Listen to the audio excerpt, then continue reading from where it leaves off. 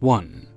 Hello again, connoisseurs of cringe, and welcome back to the harrowing tale of SJ's very own Legbeard encounter. Forgive me. I must preface this with a disclaimer, as not all events that take place are 100% accurate.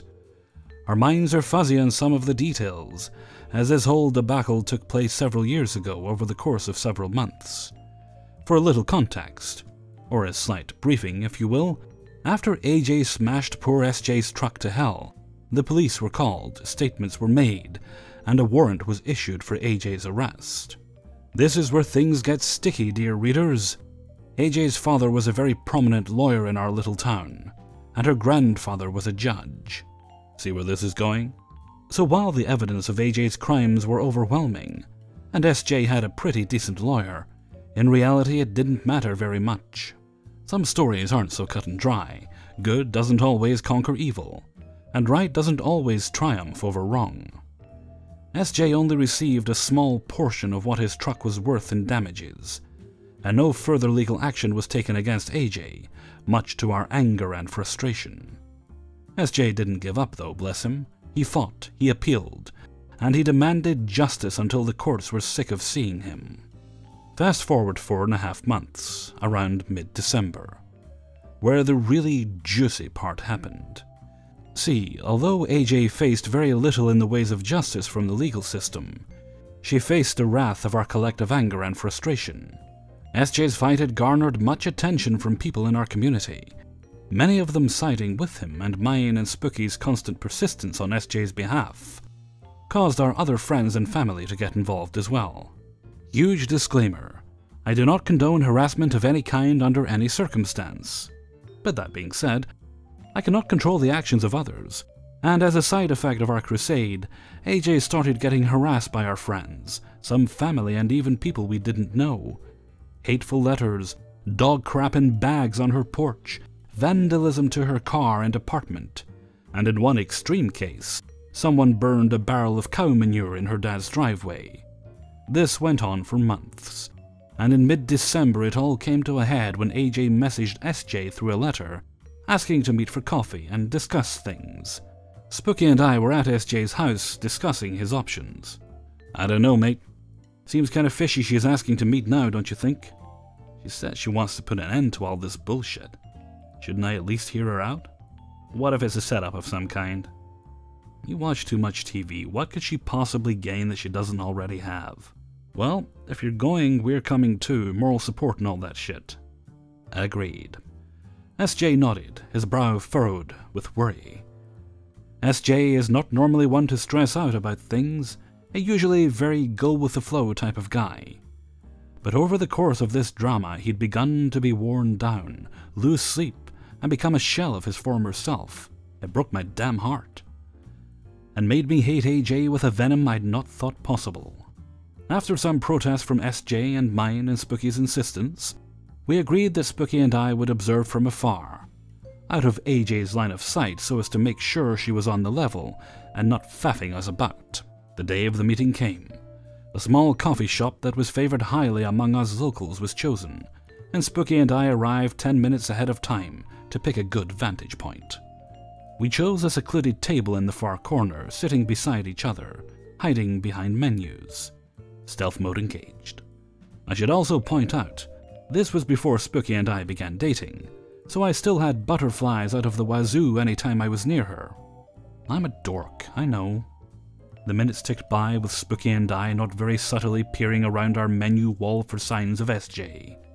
And when he eventually walked through the door, I nearly fell out of my chair at the sight of AJ. The once petite porcelain doll of a girl was replaced by a garbage pail kid. Anyone remember those? I'm old. Her sides and gut protruded from beneath a too small top, and her leggings were stretched to the point of near translucency. Her hair was matted and unkempt, her forehead glistening with grease and sweat mixed with dandruff. She had stubble on her upper lip and a very prominent unibrow. Spooky and I exchanged what the fucks, as SJ caught sight of us and nodded, sitting a few tables away, making sure to be facing us so AJ's back would be to our fronts. We quickly hid while AJ, with some difficulty, squeezed into the booth, as SJ did the same and she began wheezing. Look at me, SJ, are you happy now? You ruined my life. You and your shitty friends ruined me. She slammed her meaty fist onto the table loudly, causing some people to look over startled. SJ held his ground. You have no one to blame but yourself. You can spin this any way you want, but it's still your fault. Just because I wanted to be with you forever? No, because you assaulted me and then destroyed my truck, you crazy bitch. You don't get it. I only did that because I love you. If your stupid vampire bitch and British cocksucker weren't around, you'd see differently. I know it. I'm Irish, you dumb... Shh. They've got nothing to do with what happened. Like I said, you're the one to blame. Why'd you call me here anyway? To offer you a chance to make all this go away. Get back with me. And I won't sue you for emotional distress, harassment, assault, and defamation of character. Her words hit like a brick, landing on each of us hard. SJ turned bright red. You have some nerve pulling that shit after what you've done. You know who my daddy is. I can make your life and your two little friends' lives a living hell if you don't do what I say. Spooky had clearly had enough of AJ's bullshit, and before I could intervene, she jumped up and stormed over to her. SJ looked at her in surprise as Spooky held up her phone to AJ's face and played back their conversation. Now, I'm no lawyer, but I'm pretty sure that shit you said makes a case null and void. AJ gaped at Spooky like a fish before quickly scurrying out of the cafe amidst looks of confusion and curiosity from the onlookers. SJ looked at Spooky, eyebrows raised. I thought you weren't going to get involved. Fuck that. I wasn't about to let her get away with that shit. We sat at the same booth after that, ordering our coffee and lunch from a rather annoyed waitress, and spent the rest of the afternoon enjoying each other's company and bracing ourselves for the shit show we were about to face. 2. Part 1 was just the beginning of my interactions with Sheldon. The whole lunch table situation made me lose a lot of faith in my boyfriend, so my sophomore year I decided to make some new friends. Basically, I joined all of the gay kids and found my place with them. For some reason unknown to me, we all got along really well. I actually became sociable and started hosting gatherings for my new friends. My boyfriend didn't love them, but he went along with it. It wasn't until I became good friends with Astrid at the beginning of my junior year that he got pissed. He absolutely despised her, but I was happy to have her as a friend. I figured he would get over it. My life took an interesting turn as my friendship with Astrid developed. We got closer and closer throughout junior year, almost to the point of being inseparable. I slowly realized I was developing feelings for her. Everyone suspected that Astrid was a closeted lesbian, but I'd never thought of myself as anything but straight, so this scared the shit out of me. I got a lot of comments from family and friends about the nature of our relationship, saying our closeness exceeded friendship. One of my friends even told me that I was emotionally cheating on my boyfriend with her.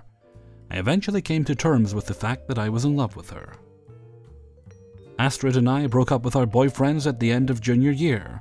I confessed my feelings to her, and she reciprocated them, but wasn't ready to be in a relationship after splitting with Axel and being unsure of her own identity. She asked to keep things between us friendly. I understood, but was devastated. She was gone the whole summer for various international trips and fencing tournaments, so I didn't see her at all and we didn't talk much. I pretty much assumed our friendship was over until she texted me over the 4th of July to wish me a happy holiday. We started talking again and agreed that everything would go back to normal, despite the fact that we were both very obviously still in love with one another. Senior year began, and I decided that I would just have to get over Astrid. I started applying to colleges all over the country in hopes of getting a fresh start. I had my eye on a number of all-women's colleges, and they were all fairly selective, so I ramped up my academics and enrolled in an AP math class. I walked in on the first day, and who would sit down next to me but Sheldon? He had hardly changed since I'd last seen him. He was still as greasy and crusty as ever.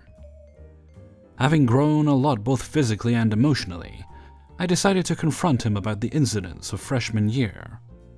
Not only did he not apologize, but he also completely denied that any of it had happened, totally feigning ignorance to the situation.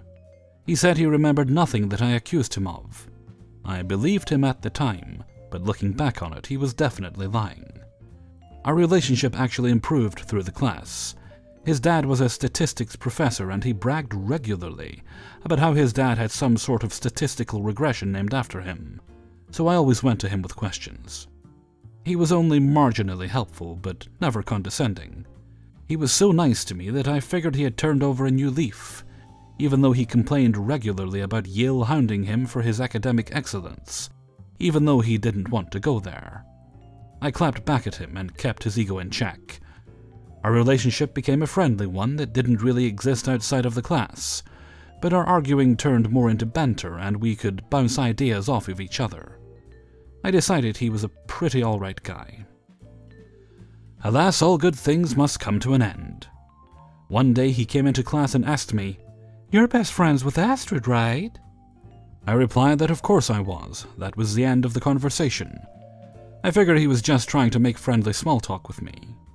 Later that night when Astrid came over, the topic of Sheldon came up. We were cuddling on my bedroom floor and she said that something felt off about him.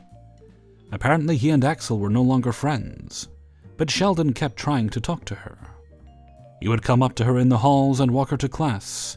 At the end of the day he would appear at her locker and ask for rides home. She said that she normally wouldn't mind helping a friend out who needed it, but he had a regular carpool with his neighbor, and even if he didn't, he lived a 10-minute walk from school. I mentioned that he'd asked me about her in class that day. She said she was almost certain he liked her, and there was no way in hell it was going to happen. I figured it would be fine. The weekend went as normal and Monday arrived. Sheldon came into class and dropped the bomb on me. "I'm thinking of asking Astrid out. Do you think she'd say yes?" That was when I decided to scheme. I still didn't trust him after harassing me freshman year, and wanted him to stay the hell away from Astrid. I figured he should just ask her out and get rejected so he wouldn't be drooling over her anymore. The entire plan was selfish and would upset him, but I led him to believe it could work out. I didn't explicitly say that yes, she liked him, but I told him she might. I would be his wing woman and put in a good word for him. He seemed thrilled. I called Astrid immediately after class and we both had a free period. I told her that Sheldon had asked me if she was interested in him, and he was most likely going to ask her out. She seemed worried because she felt bad about letting him down. They were friendly towards each other and she didn't want to lose that. I promised her it would be fine and he just needed to get it out of his system. She agreed and we went on about life as normal. The next day, our Latin class went to the woods near the school. Our teacher told us we could either pair off or go solo, or take a spot in the woods and write about what we saw, heard, and smelled, etc. in Latin. Astrid, Sheldon, my good friend Camilla, and I were all in the class together. Camilla claimed me as her partner, and Astrid wanted nothing to do with Sheldon, so she decided to go solo. We all walked down to the woods together and then split off. Camilla and I found a spot near the creek that ran through the woods and started writing. I looked around and saw some rustling movements in a patch of tall grass not too far from us. It was Astrid and Sheldon was approaching her. Camilla and I watched in shock as he cornered her. We thought for sure Sheldon was going to ask her out. He definitely was going to, but didn't, because Astrid took off running. Her athletic training had apparently prepared her well because Sheldon was completely unable to keep up with her. Camilla and I spent the rest of the period trying to find her and see if she was okay, but we couldn't. She had disappeared off into some corner of the woods and didn't come back until the end of class. At the end of the school day, Astrid texted me begging me to go home from school with her, so that Sheldon wouldn't try to catch a ride. I felt awful for having given him false hope that led to him essentially stalking her, so I said yes immediately. Unfortunately, Sheldon found us at her locker and followed us to her car after school. Astrid said he could come along, to my surprise. We got in the car together and he snagged shotgun before I could. Even though Sheldon's house was on the way to mine, he insisted loudly that Astrid drop me off first. She gave in and did. After I arrived home, Astrid and Sheldon both texted me at the same time, each telling me that Sheldon had asked her out, and she politely declined. The next week in math class was hell. Sheldon decided that he was depressed without Astrid's love, and that I was the best person to complain to about it. He told me every day that he wanted to die, and that his life was meaningless without her, despite the fact that they had just recently gotten close. I understood how badly being rejected by her hurt, so I tried my best to cheer him up and be a decent friend in class. However, he crossed a line when he started going to Camilla, and later Astrid herself, talking about how he was going to kill himself because he was so lonely without her.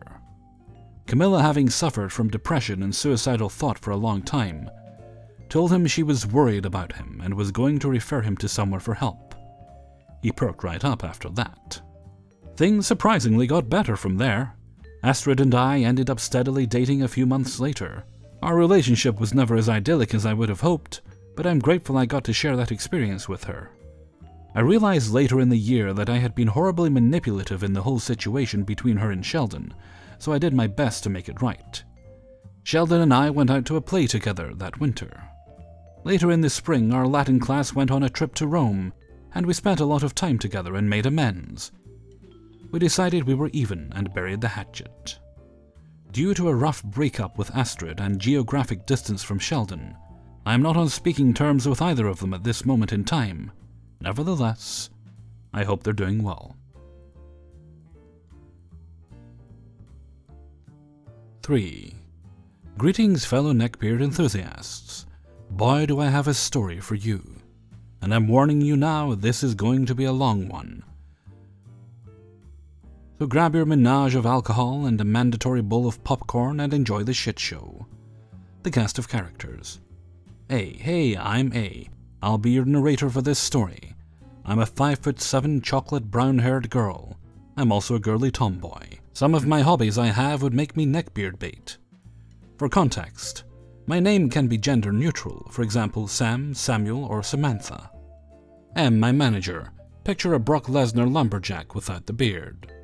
He's a good guy, but watch out if you cross him, he will rip you in half. Ashley, the packaging supervisor. Doesn't play a huge role here, but you'll find out why I include her in this story. S, my co-supervisor of the matching department. Doesn't play a huge role here. Forksbeard, the villain of the story. This guy stood at 5'11", he claimed he was 6'2", I'm being generous here, but he had to be at least 350 pounds of fat. Some of the guys in my department joked he was a human forklift, i.e. lifting the fork to his face. He had all the stereotypical features of a neckbeard, long greasy hair, wisps of pubic-like hair on his neck, ill-fitting clothes, the smell. The best way I can describe it is a severe case of swamp ass, with Ode to Mountain Dew and Doritos. Now I'm going to start with a bit of backstory so you can understand the context of how I came into contact and worked with Forksbeard. Also, I don't remember every single interaction with him, mostly due to the fact that I learned to tune him out. But the stories I'm including in this series are the most memorable ones. About 2 years ago, I worked at a furniture factory as a machine shop supervisor. Prior to that, I was a full-time CNC operator. I still operate machines from time to time, depending on the workload or if an operator quit. My company was going through financial issues, mostly due to bad decisions on the upper management side, and issues with guys on the floor. It's hard to have a successful company if you only have a few people that give a shit and the rest don't. My manager M had a few floor meetings with us in order to resolve the issues. But I'm not upper management, so my ideas don't count. M and I ended up butting heads quite a bit. A few times we got into screaming matches where the other office staff had to break it up. I started updating my resume and looking for a new job. Around this time, one of our forklift guys handed in his 1-week notice. I told the guy I didn't blame him and wished him the best of luck. M tried to convince him to stay. From what I heard after, the guy gave M the impossible task of fornicating with oneself. 2 weeks later, Forksbeard entered the picture. This was Tuesday, maybe Wednesday of that week. I was working on one of the CNC machines for a couple of weeks, on the back wall behind one of the edge banders. You can easily miss me if you're not really looking. I caught M out of the corner of my eye and glanced in his direction. That's when I spotted Forksbeard. Let me tell you, my ladies and gentle sirs, I felt a great disturbance within the force. M was giving Forksbeard a tour of the shop, and I saw M had some papers in his hand. Looks like Forksbeard was starting today. A neckbeard that is coordinated enough to operate heavy machinery. I was surprised. I also had a bad feeling in my gut. I had to give Ashley a heads up. Aside from me, we had 2 other women in the shop, Maria and Ashley. Maria was our finishing and quality gal. She was in her mid-50s, so I'm pretty sure she was safe. Ashley, on the other hand, for an Asian woman in her 40s, she looked like she was in her mid-20s, and acted that way too, thus the name. She hated me and the feeling was mutual. Long story in and of itself. But even so, there's no way I could not tell her about the potential danger. I went over to her desk and asked if she had a second, and gave her the rundown on Forksbeard. She paled a bit. The main problem is I don't know if he's the racist type or not. What do you mean? I paused for a minute to figure out the best way to explain it. Well, there are 2 types. Type 1 is the ones that will chase anything that glances in their general direction. Type 2 is they might be willing to date you, but they can't because they need to keep their race pure or some bullshit like that. She closed her eyes and had a look on her face like she was trying not to scream. Thanks for the heads up. Friday rolled around. S and I were in the office we shared, going over paperwork and other stuff for the following week since he was going on vacation. So I would be stuck doing paperwork, cut bills, receiving logs, and assigning jobs to guys, including Forksbeard. I was not looking forward to that. We were finishing up on expecting deliveries for material we needed to start on some of the jobs we had when Forksbeard walks in. Hey, yes. Oh. He looked at me like I was something tasty. I didn't know they let office staff back here. I'm not office. I'm the other machine shop supervisor. But you're a girl. Just a pause for the cause. As you can tell, I work in a male-dominated field. I'm only speaking for myself here, but there are 3 types of guys that I've worked with over the years. The first 2 are the majority. They either think it's cool that a woman is doing a trade job and is refreshing to see, or they don't care either way, as long as you can pull your weight. The minority are the condescending asshats that believe that women don't belong doing male work, and should be home or at least something along those lines. Over the years, I've developed a strong spine and a sharp tongue. A woman supervisor, shocking, I know. I was being a smartass. S was standing beside me, not sure what to do at this point. Forksbeard looked dumbfounded. But I was told you were a guy. I kinda doubt that. You assumed I was a guy due to my name, which everybody calls me by the shorter version. But you know what they say about assumptions. You make an ass out of yourself. I motioned to the papers in his hand. You obviously came in here for a reason other than to stare at me.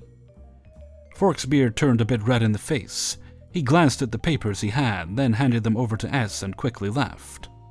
Why do I have a bad feeling right now? Trust me, you're not the only one. 4. The characters in this story are Magicbeard, a poor girl I'll call Ladylegs, and myself, I'll go by Snow, because of my pale skin and dark hair, to keep my privacy. To set the scene, I am, and have been for a while, plus-sized. Despite that, I carry my weight well, and though I do struggle with my self-esteem, I can say I'm fairly cute. I love all things nerdy and anime, and can honestly say I could have been considered a weeb at the time I met the beard. It was mid-2010, and I was young and far more innocent then.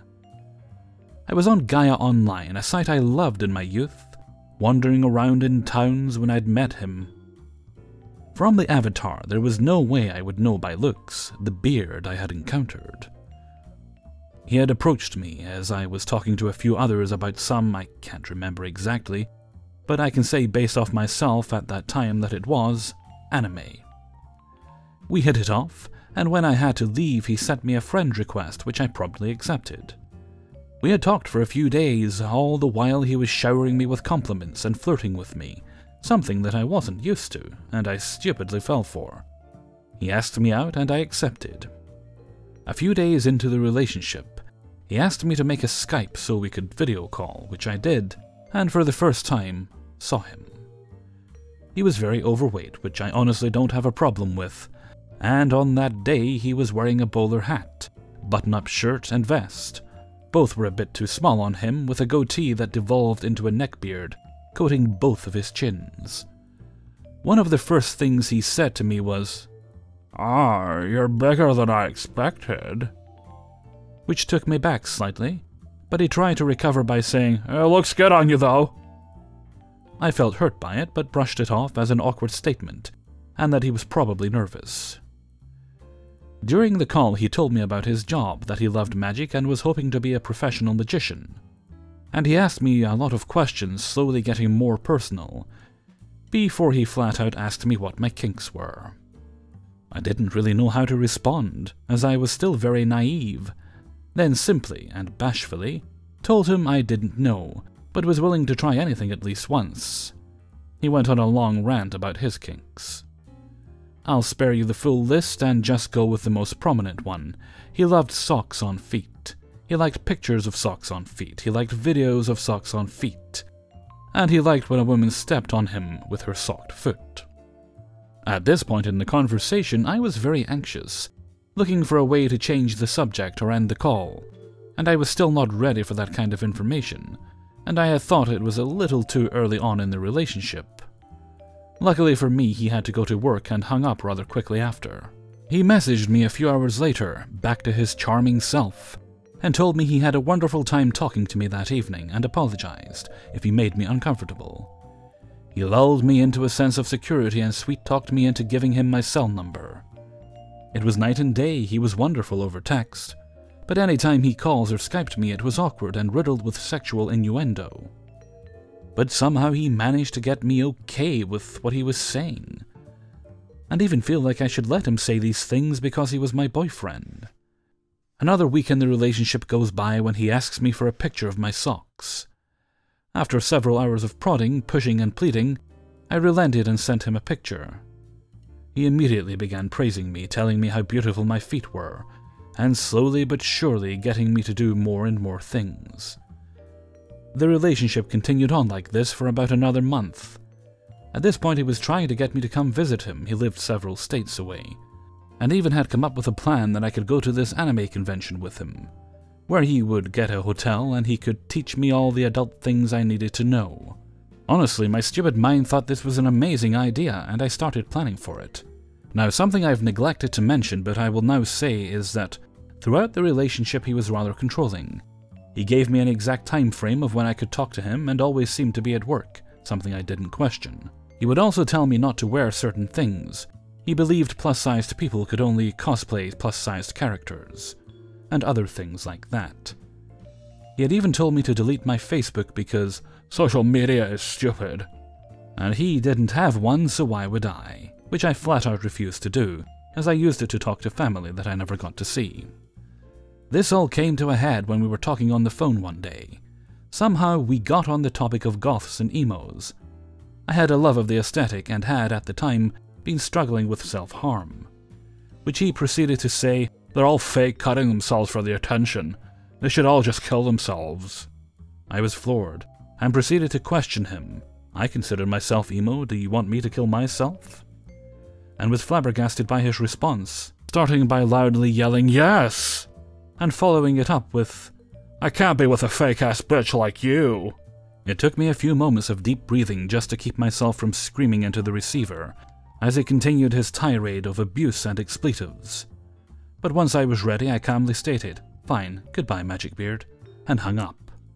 The flurry of texts I got from him was appalling, and to end it, he informed me that he had been using me to cheat on his real-life girlfriend.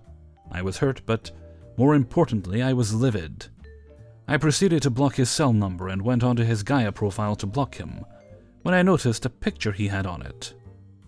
A picture of him with a frame I'd used on Facebook. I quickly hopped on Facebook, typed in his name, and sure enough, he had one.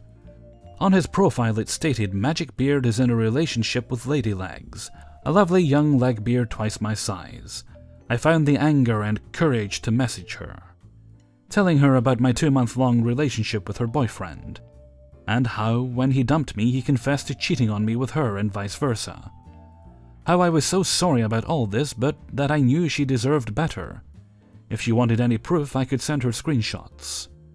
Ladylegs never responded to my messages, but within a week his status went to single. You'd think this would be the end of my encounters with Magicbeard, but alas, I wasn't smart enough to end it there.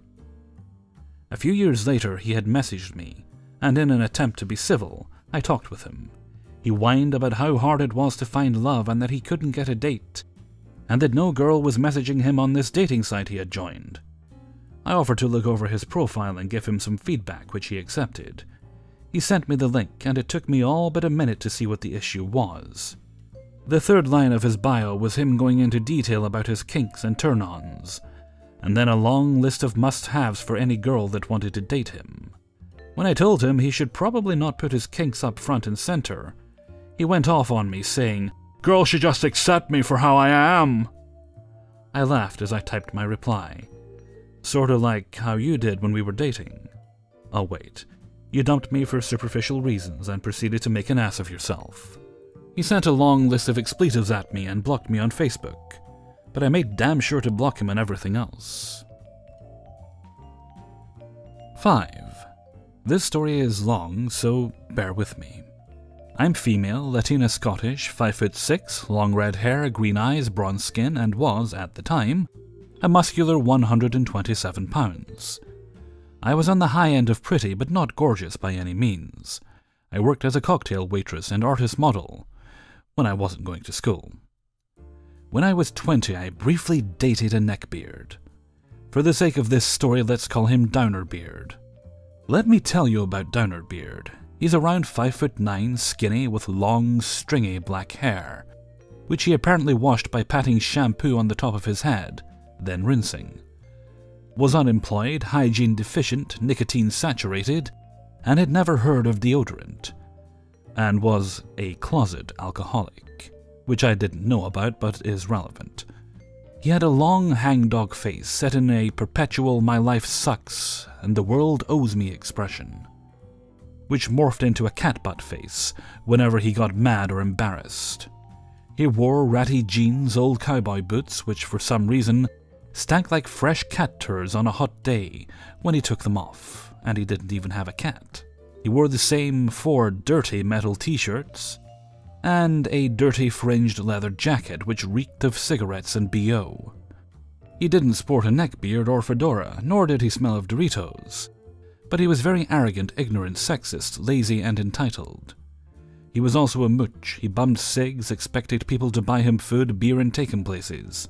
And he was a cheapskate. If anyone who'd got him food has to get them anything, he'd get this, "Oh man, I have to get you something?" look on his face.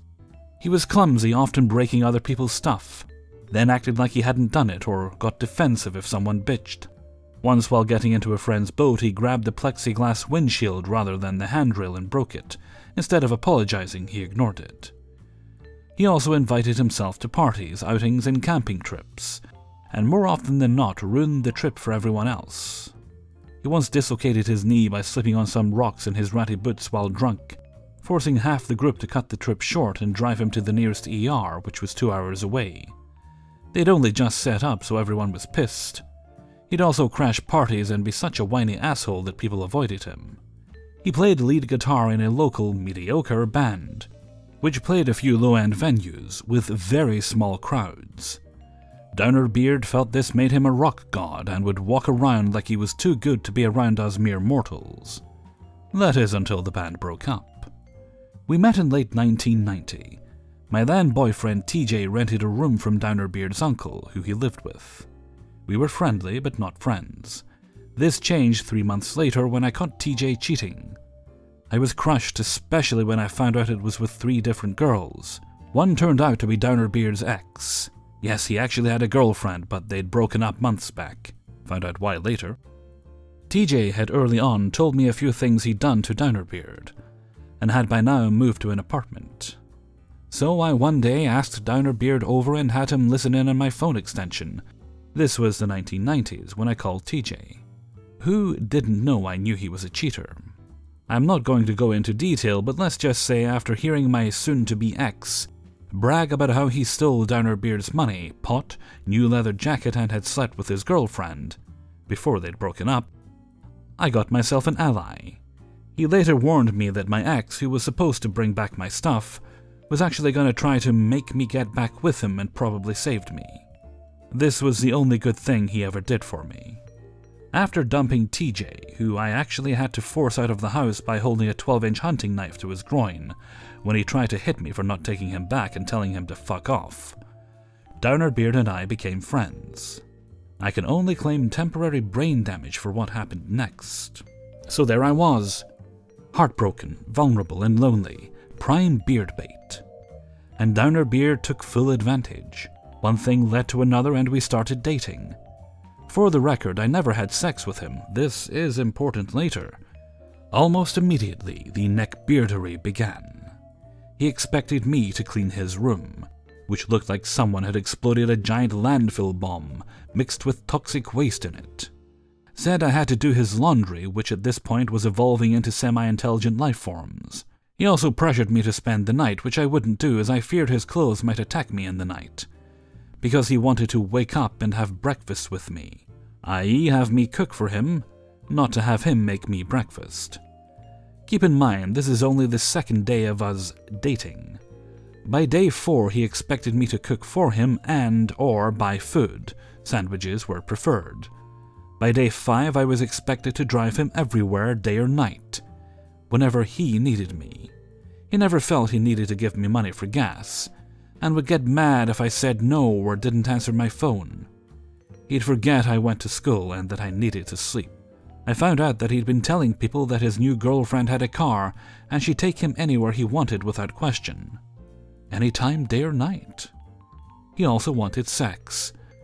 To be fair, we kind of tried, shudder, but he had a failure to launch issue and he ended up making his cat butt face at me, as if it were somehow my fault, until I finally, gratefully went home.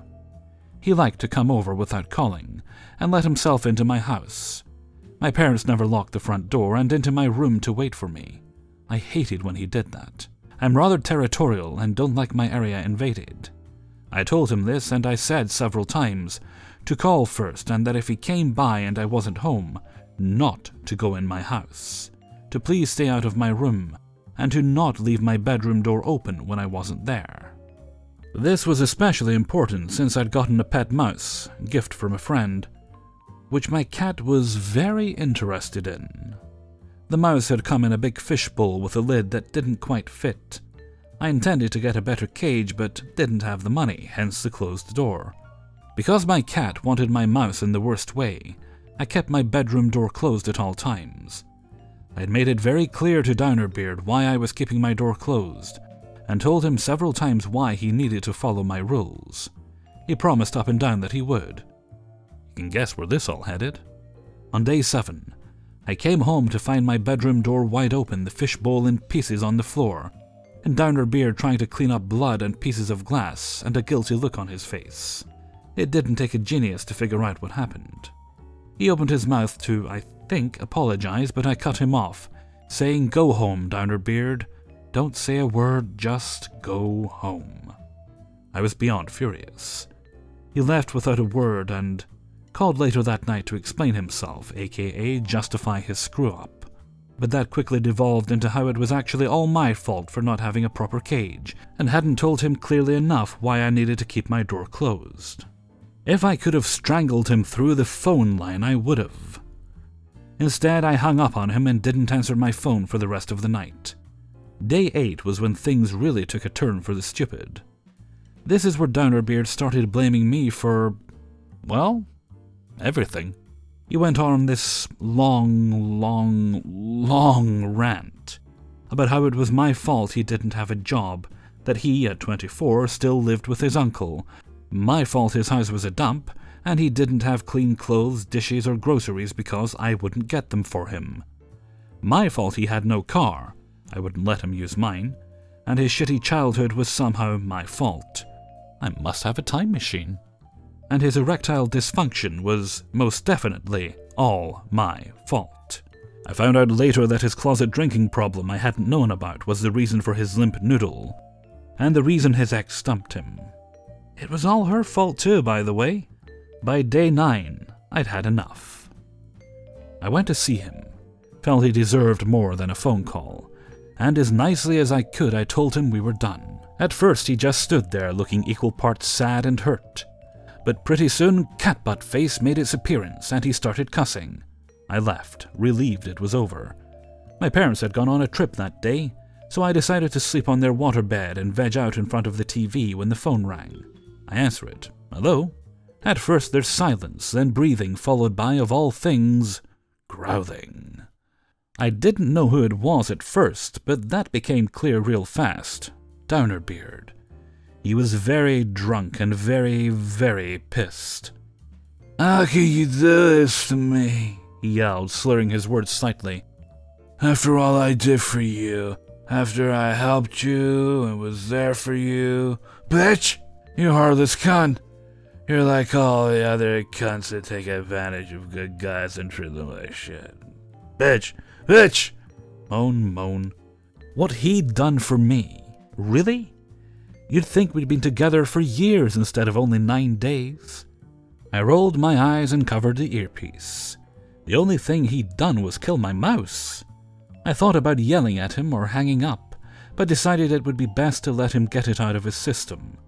So I put the phone on a pillow and let him yell and rant while I watched HBO. He bitched for over 90 minutes, calling me all kinds of nasty things, some of which were physiologically impossible, while I made the occasional noise to let him know I was listening. Eventually he ran out of steam, then with a final curse hung up. I hoped that was the end of it, but of course it wasn't. I later heard through some friends that Downerbeard was telling people that I was a slut, of course. That he dumped me, no surprise, but I'd given him an STD. Huh? Luckily for me, this was the same thing he'd said about his last girlfriend, so nobody believed him. That didn't stop some guys from asking me if I'd have sex with them, though they didn't put it that nicely. Honestly, I didn't care that he told people he dumped me, even the slut part didn't bug me. His ego was bruised and this was his way of saving face, not that anyone cared. But telling people I gave him the clap? Hell no! So when people in our friend circle asked me about it later, I said, well, since he is unable to rise to the occasion, I pointed my index finger up, then let it drop. I'm gonna have to assume that this is a case of the immaculate infection. At the time, I was getting degrees in art, bio, and literature, so I was and am a literal, or maybe literate, smartass. Everyone laughed and told me they'd figured as much. His ex had told them the same thing when he'd started bad-mouthing her. I honestly wouldn't have said anything about his ED if he hadn't been telling people I gave him the clap. You'd think he'd be smart enough not to pick a fight with someone who knew about his issue. Apparently not. A few months later I started dating my new boyfriend, now husband, who was also part of our group. We'll call RD. RD was Chinese, with thick wavy black hair that fell past his shoulders, high cheekbones, strong jaw, full lips, muscular, and looked a lot like Liu Kang from Mortal Kombat. He wore tight jeans, white dress shirt, with a denim vest over a leather jacket. Remember, this was 1990. He also wore makeup, think Motley Crue, not Poison, which actually attracted girls to him, much to the annoyance of his non-makeup wearing buddies. RD was nice, funny, and got along with everyone. In short, he was everything Downerbeard wasn't. And Downerbeard hated him with a passion. RD did have a rep as a guy who dated a lot, but wasn't into serious relationships and had left many a would-be girlfriend disappointed. Girls fawned over him. I caught his attention by turning him down for dates whenever I brought drinks to his table. I was one of the waitresses at the bar he went to. In fact, I said no several times before agreeing to a date. We've been together ever since. RD and I had gone to a party and were having a good time, but guess who walked in? Yep, it was Downerbeard. The second Downerbeard saw me with RD, he glared and glared and glared. His catbutt face ramped up to full power. I drank and chatted with people as Downerbeard did his best to kill me with his catbutt glare of death. But after 40 minutes of me not dropping dead, turning to ash, or even acting remotely phased, he tried a different tactic. Stomping his way across the room, he stepped in front of me, invading the hell out of my personal space, and loomed, trying to use his height, 5'9", plus the 1.5-inch heels of his boots, to intimidate. I'm 5'6" to 5'7" in shoes. I'd been small growing up and had people much scarier than him mess with me for most of my childhood. It hadn't worked then, and it wasn't working now. I stood my ground, glaring, unimpressed. If you're wondering where RD was, he was in the back of the house playing the host's electric guitar. Downerbeard had waited until RD left before approaching me. RD was known to be a particularly vicious fighter if provoked, and the fact that he waited until RD left the room spoke volumes. I learned later Downerbeard was actually scared of RD, having seen him fight. Downerbeard, realizing his attempt at intimidation wasn't working, glared harder before shouting, "What are you doing with that guy? He dresses like a fag. He's a loser, a poser, and a slut." Wait, did he just call RD a slut? "He'll screw you until he gets tired of you," he sneered. "And like the slut he is, he'll dump you for the next bitch in heat who comes along." Yeah, I'd heard that right. He called another man a slut, but Downerbeard wasn't finished. "And he's Chinese, you know he's Chinese, right?" I felt my jaw drop. WTF? Oh no, he just didn't. "Yeah?" I said, clearly seeing where this was going and getting pissed. So, you know what they say about Asian guys," he raged. "They've got small dicks." And this coming from a man who should be hanging an out of order sign on his dick. This was just too stupid. I would have laughed if I hadn't been so angry. Downerbeard went on to say, "All girls want are long-haired, pretty poser fag assholes like RD." Who, to be honest, was pretty, but not remotely a poser or a fag. And, "Good guys like me always get fucked over." Yeah, he actually referred to himself as a good guy. He went on like that for maybe 5 to 10 minutes, getting louder and drawing a crowd. Completely fed up with his whiny bullshit, I cut him off mid-bitch, shouting, "I use dandruff shampoo, why are you still here?" I basically called him a flake. Everyone there burst out laughing, while Downerbeard's face went white, then beat red.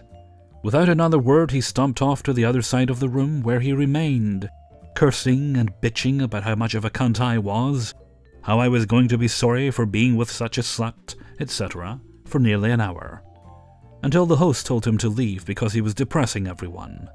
Found out later that he hadn't even been invited. Through it all, RD hadn't heard a thing. He'd been wearing headphones while playing the guitar in the back of the house. His friends told him later, and he fell over laughing his ass off. He proposed a week later. Turns out Downerbeard had been jealous of RD for years, and had always felt like RD had stolen every girl he'd ever had his eye on. He'd even told people he thought his ex had cheated with RD. She hadn't. Seeing me with him had been the last straw. I didn't see much of Downerbeard after that. Heard he joined the Navy, got out and got married. Last I heard, he still hates my guts and is still bad-mouthing me to this day. Ran into him years later at a club with his wife. But that encounter's for another time, if you want to hear it. Well, that's my story. Hope you guys enjoyed it. Wonder if he still blames me for his erectile dysfunction. Hey everybody, Hellfreezer here, and thank you very much for listening to Neckbeards in the Wild, number 21. And thank you very much to everybody who allowed me to use and sent in stories for use in this video. I believe this video brings us, at least for the moment, to the end of the Spooky and Big Irish Guru stories. So I just want to say thanks for all your generosity and letting me use them. I appreciate the shoutouts you've given me too. And I wish you guys the best of luck in the future. And a neckbeard-free life. Okay, and with that I'm going to head off for now. So until next time, thank you very much for listening. And take very good care of yourselves.